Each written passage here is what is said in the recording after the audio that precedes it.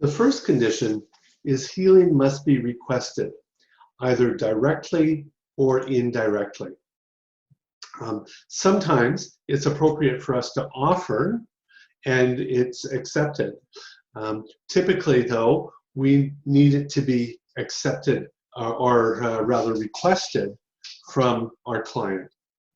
So, for example, if we see a server that we're in a restaurant and the server's not feeling well, it's not appropriate for us to interfere with their unconscious mind to create some healing thoughts inside of them unless they request it, or if we ask, hey, is it okay for us to play around with this for a little bit and see if things can shift. So healing must be requested. Now, there is the occasions where the individual is not conscious. And in that case, what's important is for you to go inside yourself, connect with your inner self, with your guides or higher self, or however you do those intuitive connections, to connect with your inner self and connect with their inner self and just check in. Is it okay? Is this appropriate? Is this an ethical thing to do? Sometimes just by our relationship with the individual, like for example, with our children, it's our job to help our children to be healthy and happy. And so we don't need them to always be asking us to make them better or to heal a bruise or a scrape. We can go ahead and just do it and use our language to support them when it's appropriate, remembering that in raising our children, we move them from being very dependent upon us to being independent. And so that's a gradual process. There are times when you let go of that responsibility and leave the responsibility up to your child to ask for the help that they need or the help that they want. And so that's a balance. That's something that needs to be worked out from time to time and grow with as we help our children to learn that process. The second thing that's important, and this is essential, is that our behavior, if you remember back to the useful beliefs, all behavior has purpose. All behavior has purpose, and the present behavior is the best form or the best function that the unconscious mind thinks to meet that purpose. And so when there is purpose, it's important for us to understand that purpose and to learn new ways to achieve that same goal. Sometimes the learnings are just that used to be important, but it's not anymore.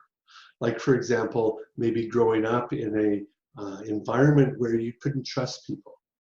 And so you had to be untrusting to protect yourself, to be safe. And then as you move on in the world, you discovered there are people to be trustworthy or that are trustworthy and that you could trust them. And so the learning is that was then and this is now. It's different now. Now I can learn to trust people and recognize who's trustworthy and who isn't. So the client must learn the lessons prior to, during, or shortly after the healing. If the healing is accomplished without this, either the client will have to learn what's needed in another way, or the therapist will take on the task of learning and thus take on the client's karma. Number two, the client must learn the lessons during the therapy. There's a lesson to be learned. There's something that needs to be understood to recognize that that pattern is no longer necessary. It's no longer helpful. Most of the time we discover that it used to be helpful, but it's no longer helpful. Like, for example, in terms of trusting another person, trusting people. You may have grown up in an environment where it wasn't safe to trust, but you needed to be wary to protect yourself. And then as you become an adult, as you grow, you learn that there are some people that you can trust. And then the learning really is to understand how do you tell the difference? How do you tell the difference? Who to trust and who not to trust? If the learning or if the healing takes place without the learning, then the problem comes back again. In psychological circles, that's sometimes called secondary gain, that there's the problem comes back to get that other positive effect, So it's to give that protection when in fact the protection is not needed.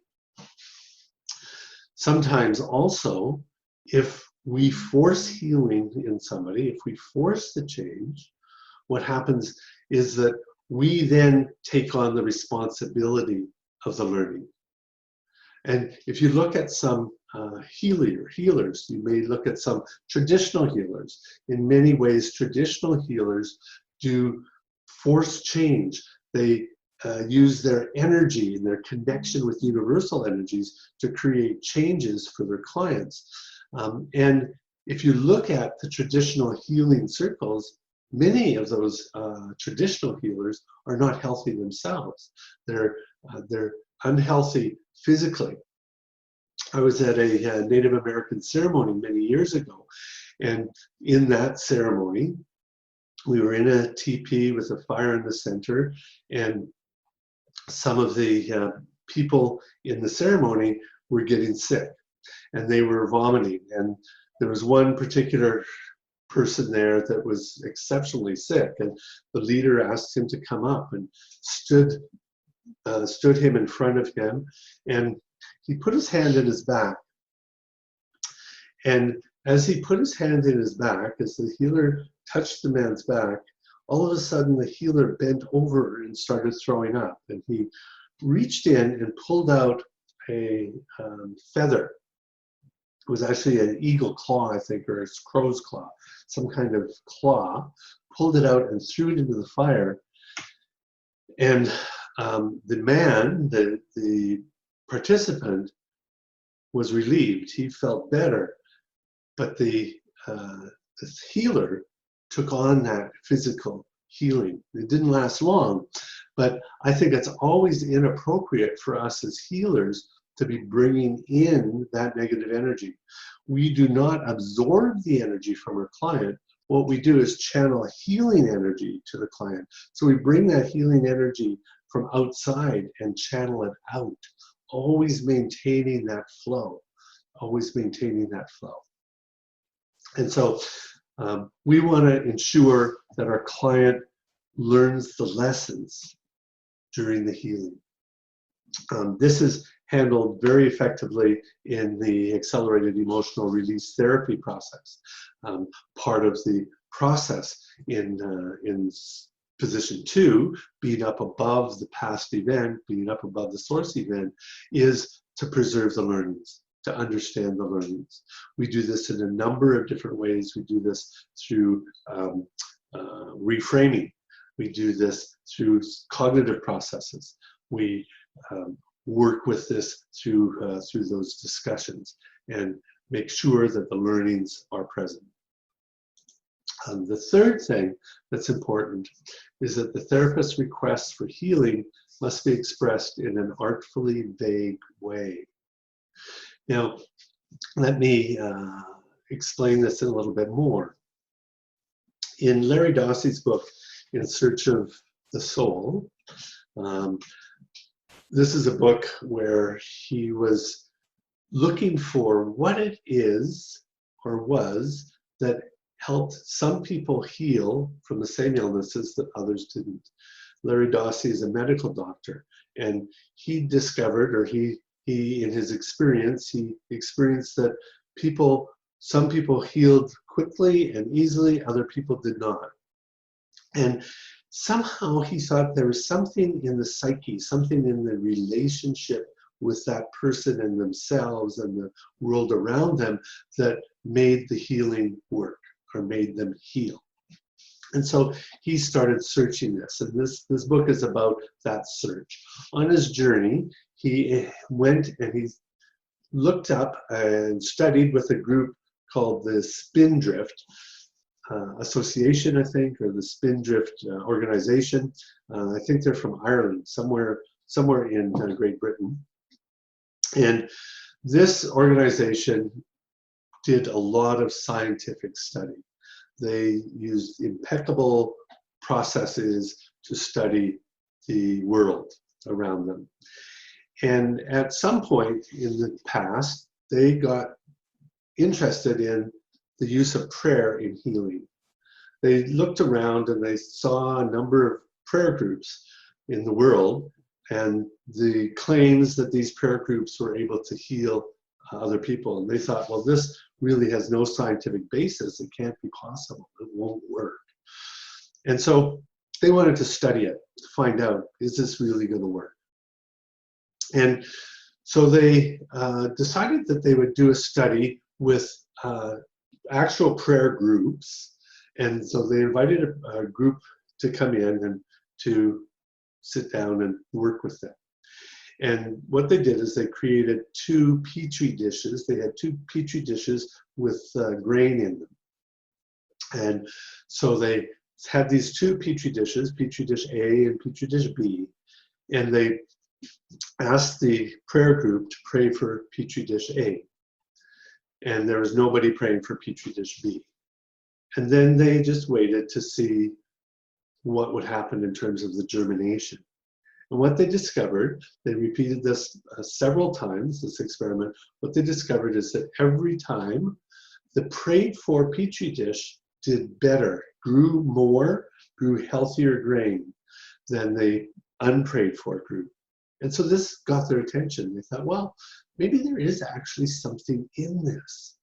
And so what they started to think about was, okay, well, when we have a person that is ill, what's going on is that their body is stressed in some way. So how could we put stress into the grain? And what they decided is to put salt in the petri dish. And so they, again, repeated this several times and kept getting similar results. And what they discovered is that the petri dish that was prayed for with the salt always did better than the petri dish that wasn't prayed for, and that the more stress they added, the bigger the difference was, the better results were for the petri dish that was prayed for. And so this really got their attention. They thought, wow, I wonder what it is that these prayer groups are doing. Like, how does this prayer work? And so they studied the prayer groups. They asked them, you know, what they actually did. And there was basically 2 types of prayer that they were using. One type was a very selective, a very descriptive prayer, something like, dear God, please make this petri dish live long and healthy and grow strong roots.